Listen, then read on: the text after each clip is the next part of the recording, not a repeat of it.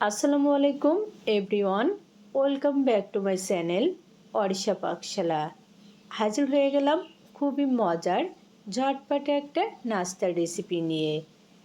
কোনো রকম চাল ডাল বাটার ঝামেলা ছাড়াই আজকে তৈরি করে নিয়েছি ধোসা রেসিপিটা খেতে যেমন মজার তেমনি কিন্তু তৈরি করাও একেবারে সহজ।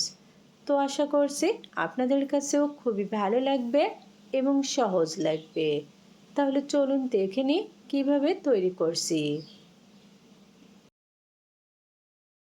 আজকের ধোসা তৈরির জন্য লাগবে সুজি। তো এখানে আমি 200 গ্রাম সুজি নিয়ে নিলাম, আর সাথে নিয়ে নিচ্ছি বেসন 100 গ্রাম। অর্থাৎ সুজি যে পরিমাণ নিতে হবে তার অর্ধেকটা নিতে হবে বেসন। এখন নিয়ে নিচ্ছি পানি। প্রাথমিকভাবে এখানে আমি 2 কাপ পানি দিয়ে ভালো করে মিশিয়ে নিচ্ছি। আজকের ধোসা কিন্তু আমি সুজি দিয়ে তৈরি করছি। তো আপনারা চাইলে কিন্তু এখানে সুজির পরিবর্তে শুকনো চাউলের গুঁড়োও নিতে পারেন। আর হ্যাঁ, এটা এমনভাবে মিশিয়ে নিতে হবে যেন কোনো দলা না থাকে। দেখুন মিশিয়ে নেওয়া হয়ে গেছে। তো এখন একটা ঢাকনা দিয়ে 5 মিনিটের জন্য রেস্টে রেখে দিচ্ছি। আর এদিকে চুলায় প্যান বসিয়ে দিয়ে প্যানে নিয়ে নিচ্ছি 1 টেবিল চামচ সাদা তেল। তেল গরম হয়ে গেছে, নিয়ে নিলাম 1/2 টেবিল চামচ আস্ত জিরা। এখন নিয়ে নিচ্ছি 8 থেকে 10টি রসুনের কোয়া। রসুনের কোয়া 30 সেকেন্ড মতো ভেজে নেওয়ার পরে এখন এর ভিতরে নিয়ে নিচ্ছি 1 টেবিল চামচ পেঁয়াজ কুচি। দেখুন 1 থেকে 2 মিনিট নেড়ে চেড়ে ভেজে নেওয়ার ফলে কালার কিন্তু চেঞ্জ হয়ে এসেছে। এখন নিয়ে নিচ্ছি টমেটো। এখানে আমি 250 গ্রাম টমেটো এরকম ফালি করে কেটে নিয়েছি। এই পর্যায়ে চুলার আঁচটা মিডিয়াম টু লোতে রেখে সব মিলিয়ে 3 মিনিট মতো নেড়ে চেড়ে নিব। দিয়ে দিলাম শুকনো মরিচ। চাইলে কিন্তু কাঁচা মরিচও এখানে অ্যাড করতে পারেন। আর নিয়ে নিচ্ছি স্বাদ মতো লবণ আর 1 চিমটি হলুদের গুঁড়া। হলুদের গুঁড়া দিলে কিন্তু চাটনির কালারটা খুবই সুন্দর আসবে। 3 থেকে 4 মিনিট নেড়ে চেড়ে নেওয়ার ফলে দারুণ কিন্তু একটা ফ্লেভার বের হচ্ছে, আর সেই সাথে অনেকটা ভাজা ভাজা হয়ে গেছে। তো এর থেকে বেশি আর ভাজার দরকার নেই। এখন চুলা থেকে নামিয়ে ঠান্ডা করে পেস্ট বানিয়ে নিব। প্যানে 1 টেবিল চামচ সাদা তেল দিয়ে দিলাম। দিয়ে দিচ্ছি 1/2 টেবিল চামচ কালো সরিষা আর 1/2 টেবিল চামচ হলুদ সরিষা, 2টি শুকনো মরিচ। এখন সব মিলিয়ে 30 সেকেন্ড মতো ভেজে নিচ্ছি। দেখুন ভাজা হয়ে গেছে। তো চুলা থেকে নামিয়ে নিচ্ছি। আর সেই সাথে যে টমেটোটা পেস্ট করে রেখেছিলাম সেটা একটা সার্ভিং ডিশে নামিয়ে নিচ্ছি। দেখুন কত সুন্দর একটা কালার হয়েছে চাটনিতে, দেখে কিন্তু খেতে ইচ্ছা করছে। এখন যে ফোড়নটা তৈরি করে রেখেছিলাম সেটা চাটনির উপরে দিয়ে দিচ্ছি। এতে করে চাটনিটা দেখতে যেমন সুন্দর হবে তেমনি কিন্তু অসাধারণ টেস্টি হবে। আর ধোসার সাথে খেতে তো সেই মজারই হবে। তো এখন চলে যাচ্ছি পরবর্তী স্টেপে। ঠিক 5 মিনিট পরে ঢাকনা তুলে নিলাম।